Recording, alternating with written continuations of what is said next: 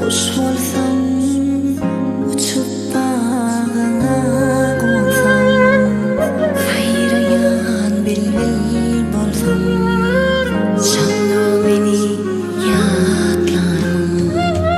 Asmanında kuş olsam, uçup bağına qonsam, sayrayan bilbil bolsam, şanlı meni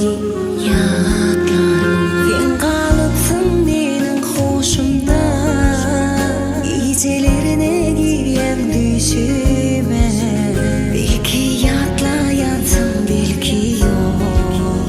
Yönümün seni unutamam. Sen kalıpsın benim hoşumda. Gecelerine giren düşüme, belki yatlayansın belki yok. Yönümün seni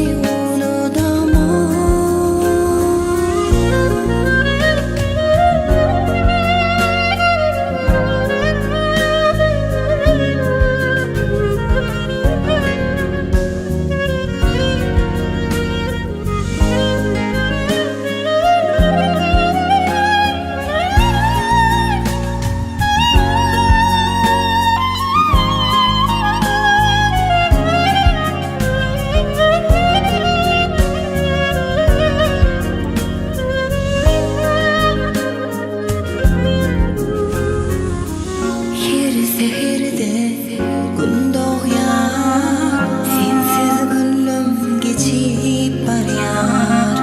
Dağ şemala uyanıyor, şanla seni yadlayan.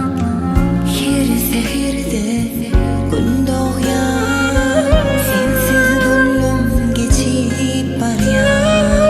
Dağ şemala uyanıyor, şanla seni yadlayan. Sen kalıpsın benim hoşumda. Gecelerine giren düşüme, belki yatlayansın belki yok. Yönümün seni unutamam. Sen kalıpsın benim hoşumda. Gecelerine